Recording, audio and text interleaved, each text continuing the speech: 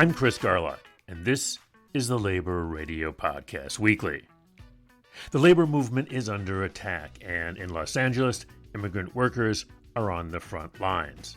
On this week's WorkWeek Radio, Cliff Smith of Roofers Local 36 joins host Steve Zeltzer to talk about the ICE raids, rising fascism, and why labor must act now. The labor movement needs to find its center, its heart, and its backbone immediately. There needs to be swift and concerted counteraction to offset these threats and these attacks. On the Green and Red podcast, organizer Estuardo Mazariegos of ACE Los Angeles, the Alliance of Californians for Community Empowerment Los Angeles, joins co-host Scott Parkin to break down the community response to ICE raids, National Guard deployments, and escalating federal violence in LA. From peaceful protests to spontaneous neighborhood resistance, Los Angeles is rising up and refusing to back down. It is a big place, but somehow, some way, it feels like a small town because we all love our neighborhoods, we all love our community, our cultures, etc. So I think people just show up, and you don't have to be organized. Then, on Work Stoppage, hosts John, Dan, and Lina break down the ongoing wave of protests in Los Angeles, the violent crackdown by federal agent, and the politically motivated conspiracy charge against SEIU California President David Huerta. They also dive into the long, ugly history of conspiracy laws as tools of class repression and issue a call for solidarity across the country. Conspiracy charges are thought crime. Like that is, It is you have not actually committed a crime, but we want to imprison you.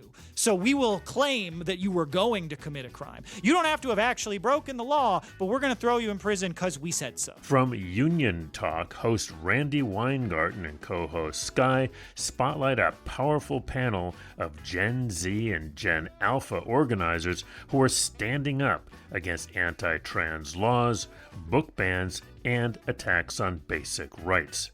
From Kentucky to Louisiana to California, these young leaders are redefining what it means to fight for justice, safety, and visibility in the classroom.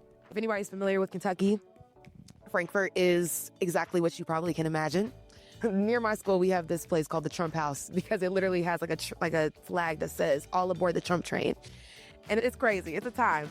It's a really different experience. For our final segment, we go to South Africa, where Buwa Basebetsi takes us to a chilly Sunday in Johannesburg, where young learners are tackling one of school's toughest subjects, math, with passion, purpose, and a vision for the future. In the spirit of the 1976 Soweto uprising, these students are proving that with support and determination, they can defy the odds and dream big. Last year I failed a lot, but then when I come this side, I was pushing, so I was usually getting level 1, so last time I got level 4. Ooh. So this time I'm sure I'll get level 6, because I know what I'm trying to do, and I know that I'm capable.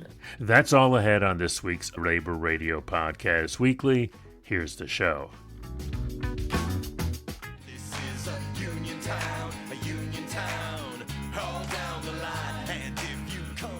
This is Workweek with Steve Zeltzer. First, we look at the massive attack by Trump's ICE on the immigrants and their supporters in Los Angeles. ICE is stepping up the attack on immigrant workers and a national racist campaign against Latinos. Using the pretext of the insurrection law, he took over the California National Guard and moved them to Los Angeles to militarize the city.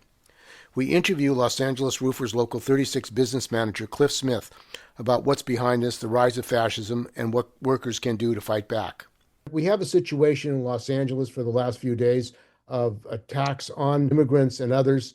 And joining us today is Cliff Smith. He's business manager of Roofers Local 36. He's been active in the immigrants movement and labor movement, fighting for the rights of immigrants and fighting against the attack on working people. So Cliff, why don't you talk about what started this confrontation? It seems like the Trump administration has kind of orchestrated this whole situation in Los Angeles. What happened?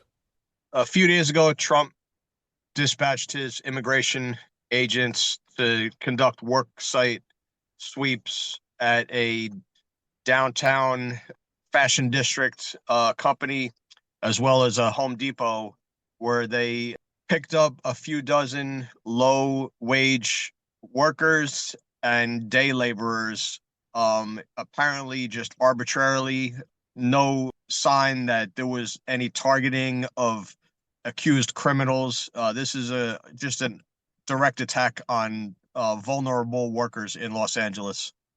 And their position is that these workers are illegal. What is the position of you and the labor movement around this? These are workers that contribute to the community. They contribute to the economy. They pay taxes. They're part of the productive forces of our city. There's certainly no threat to national security. This is an attack that's designed to divide the working class, to fragment us, but it's an attack on the entire working class. What do you think the union should do nationally? Because obviously what's going on in Los Angeles is not probably going to be an isolated incident. There are raids going on all over the country. And the report from the SEIU is that the immigrant community is being completely terrorized.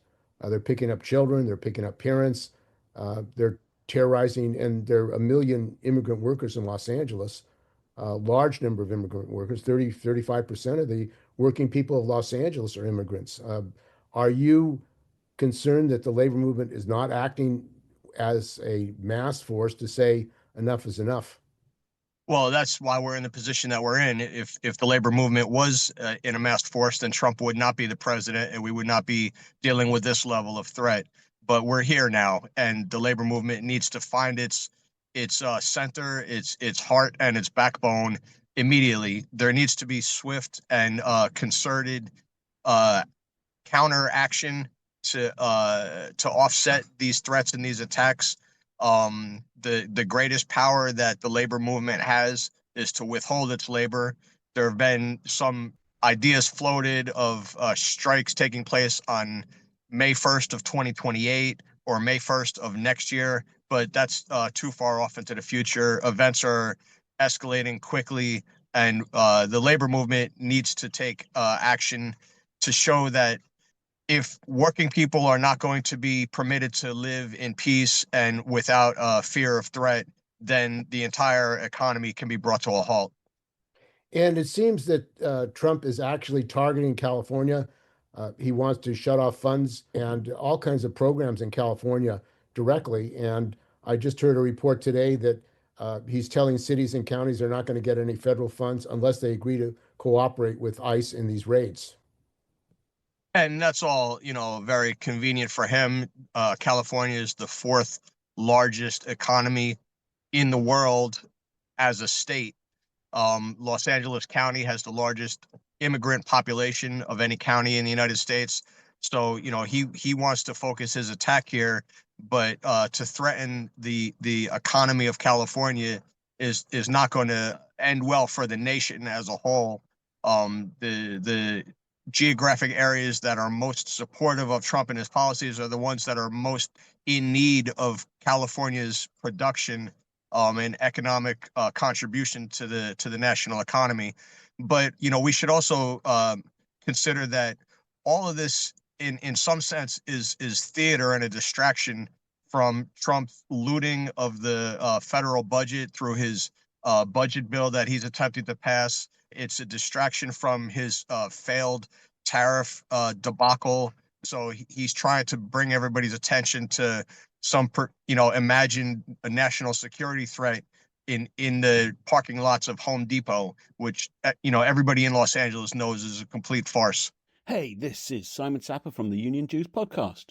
We're proud to be part of the Labour Radio Podcast Network with more than 200 Labour Radio shows and podcasts from across the USA and around the world. The Labour Radio Podcast Network, where working people speak. Find us at labourradionetwork.org. Welcome to the Silky Smooth Sounds of the Green and Red podcast. I'm your co-host, Scott Parkin in Berkeley, California. Today, Bob is off on assignment, but we'll be back with us soon. Today, we're going to be talking about Los Angeles and everything that's been going on in Los Angeles, the ministry protests, the ICE raids, the National Guard being federalized, the Marines being on the street. And to talk about this with me today is Estuardo Mazariegos, who is an organizer and co-director of ACE LA, and ACE is the Alliance for Californians for Community Empowerment. Estuardo, welcome to the Green Red Podcast. Welcome. Thank you very much for having me. There was a couple flashpoints in downtown LA where folks came to observe what was occurring, to demand the release of the kidnapped people by ICE, and to stop any other of our families, friends, and people in the community being kidnapped. Immediately, it was all done in peace as well. Folks came in peace. Folks came straight from work for meetings, from their morning routine, with coffee in hand probably, showed up. And immediately when our people showed up, we saw an immediate response and escalation from the federal agents who were already highly militarized. And it devolved from there. The federal agents started really instigating and antagonizing our people.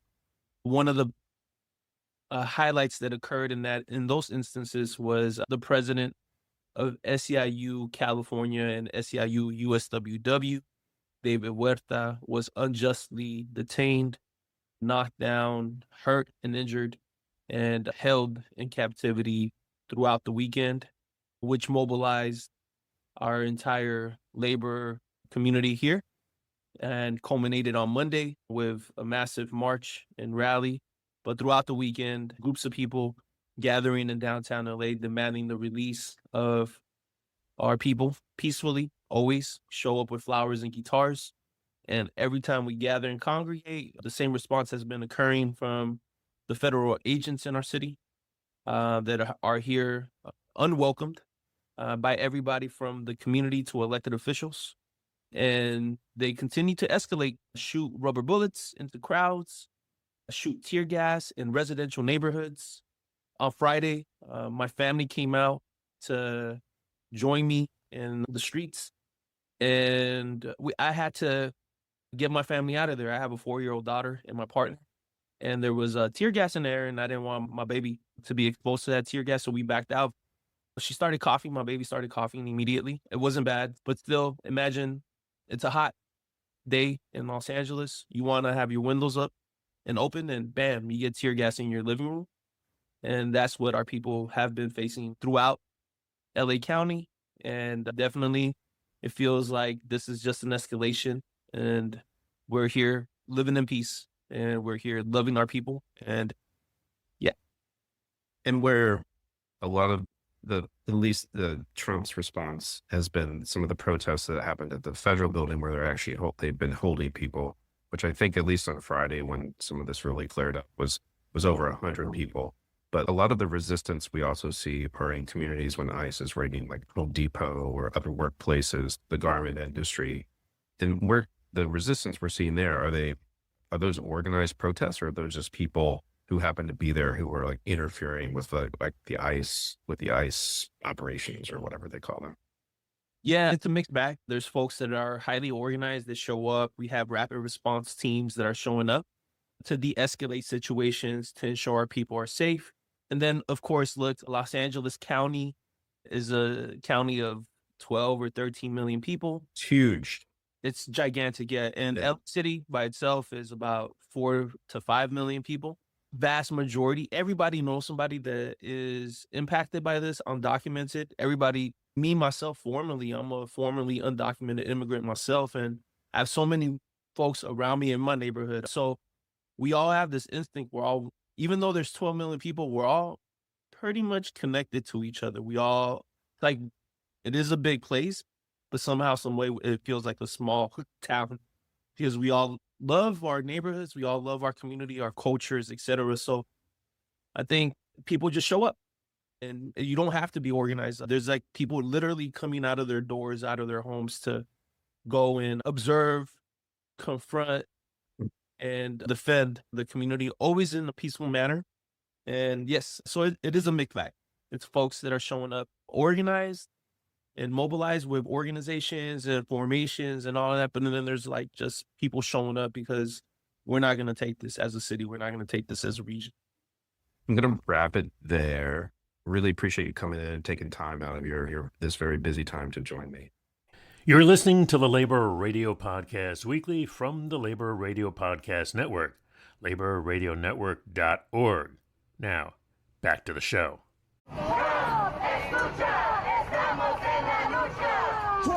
Escucha, estamos en la lucha. Chinga la migra. Chinga la migra. Chinga la migra. Chinga la migra.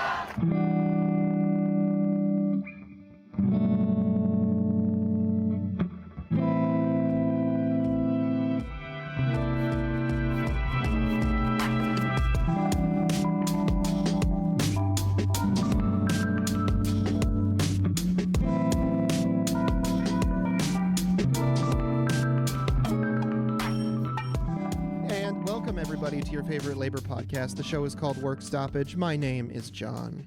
I'm Dan. And I'm Lina.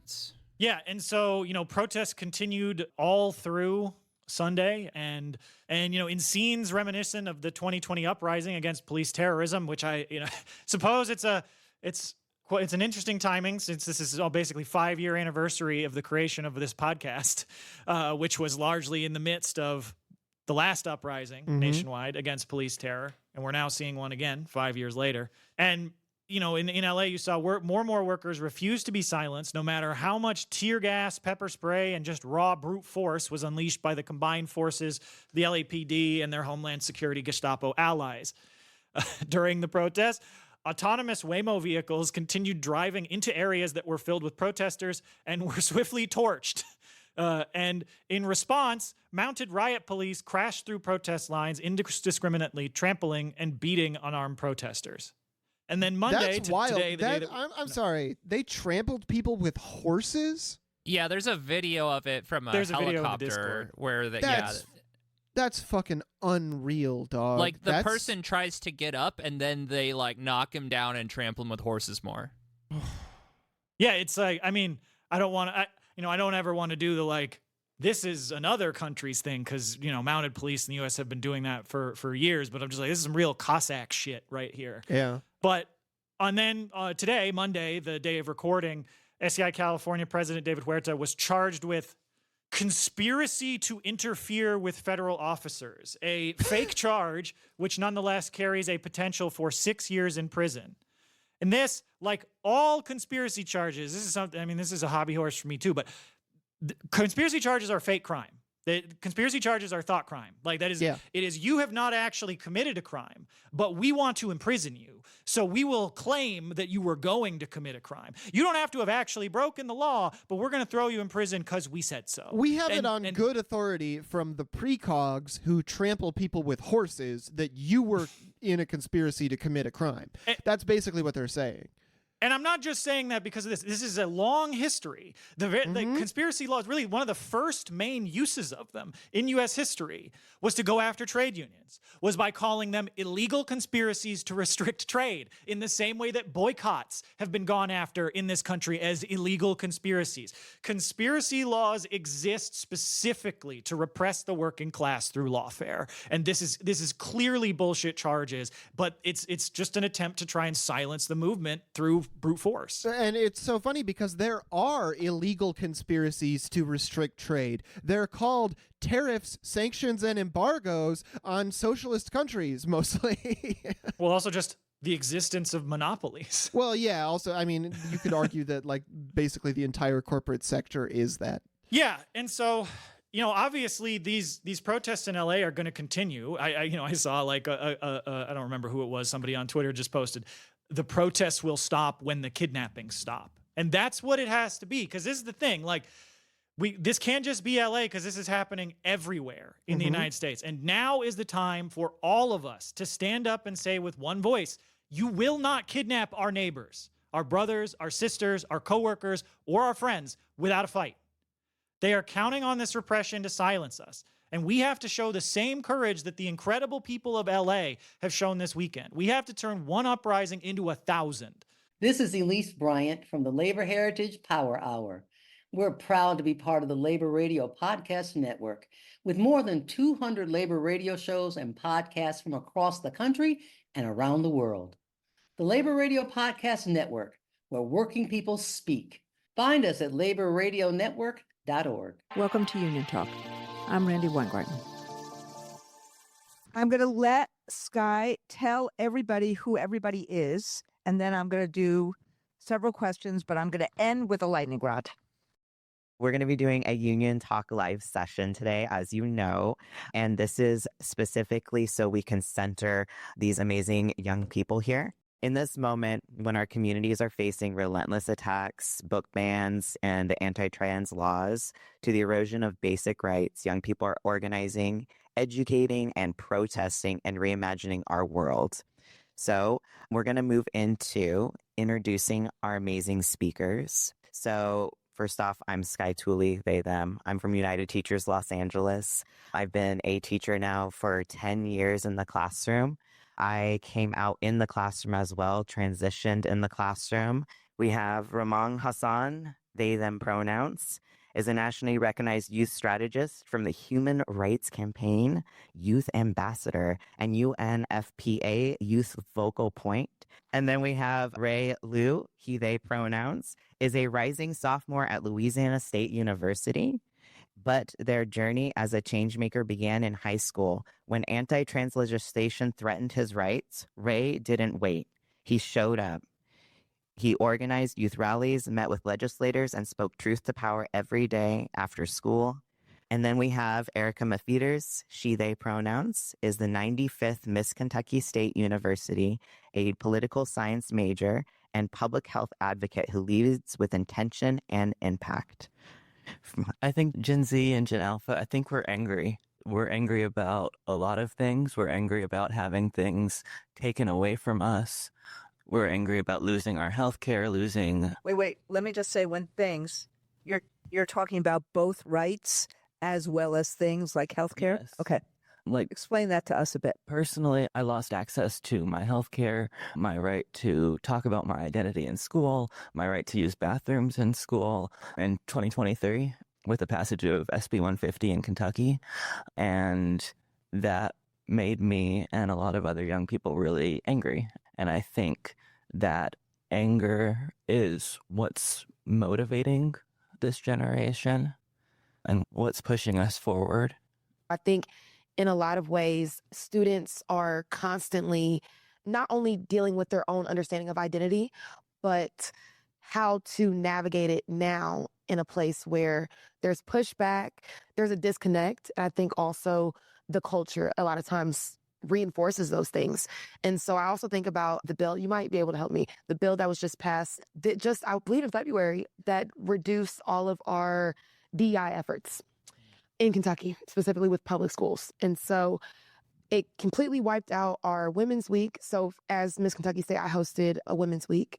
Also, it wiped out, I was the president of our club on campus. It also wiped out all of our events for the rest of the semester. In that, we wanted to push back, but I also think there was a layer of safety. My institution is in the capital, so in Frankfort of Kentucky. If anybody's familiar with Kentucky, Frankfort is exactly what you probably can imagine. There's near my school, we have this place called the Trump House because it literally has like a flag that says all aboard the Trump train. And it's crazy. It's a time. It's a really different experience. So I say that to say, though, the environment never made space for us, right? Like being in HBCU in such a predominantly white space in town, and to know that legislation was never really defending us or supporting us, I think often changed our views and our perceptions on safety. And so I think that has kind of shifted my focus. And so now that I've graduated, I really want to address that at Kentucky State still, because now it's from a different place. I have a different stake in it. And so moving forward, I think there is a lot that Kentucky as a state must do to address the needs of trans students, of queer students, to make sure they are safe when they go to campuses, when they live their lives, when they are existing. And so that's kind of where I've been at now. I just can't thank you enough, all of you, for being with us today and for teaching all of us teachers what it means to fight, what it means to love, what it means to engage, and what it means to have a future. Thank you, everybody.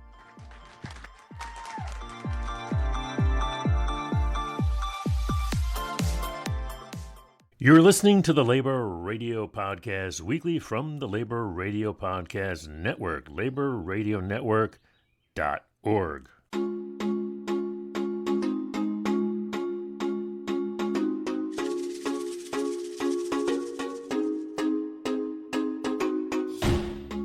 Hello and welcome to the second season of Basebetsi, our weekly show here at the Casual Workers Advice Office, where we focus on your rights as a worker and bring you relevant news, views, and stories. I'm Tebadi Modla.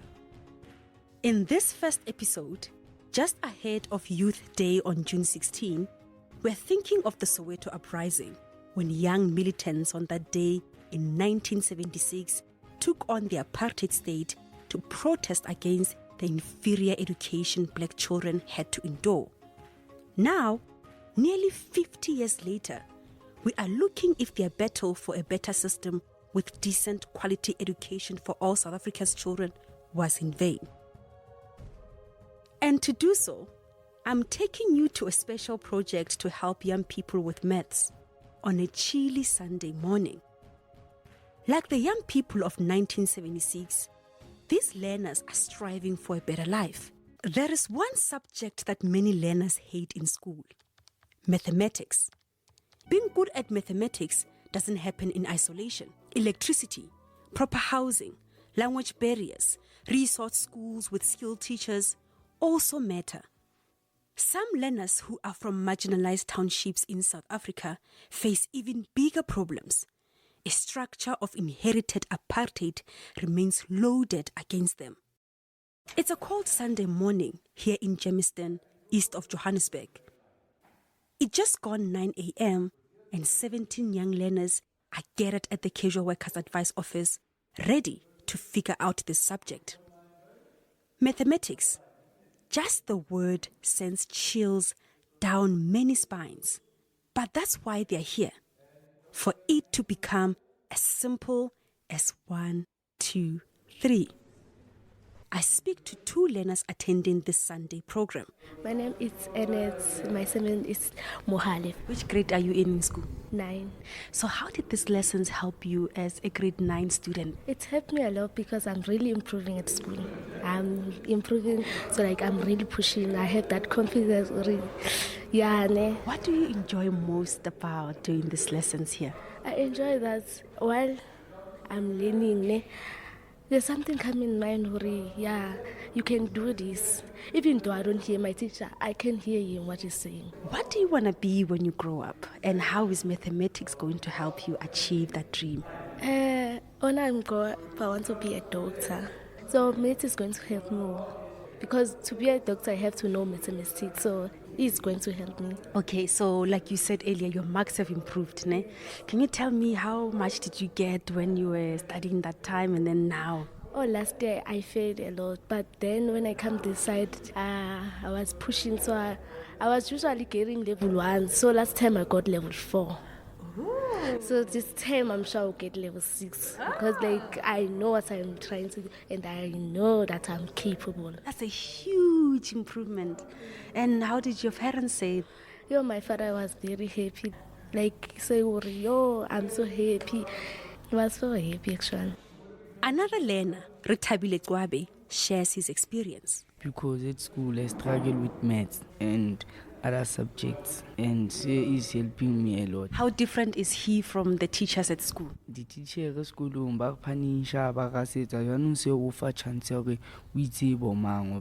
He says, at school, teachers punish us and yell at us.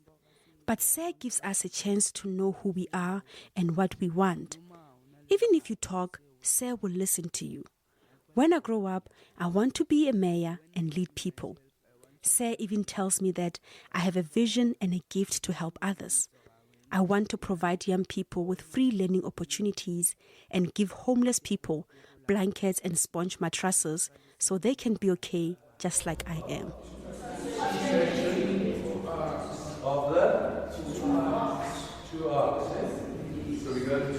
That's all I have for you this week. I hope you enjoyed this episode. Want more labor radio shows and podcasts? Well, don't worry, we got you covered. Here are some more shows you should know.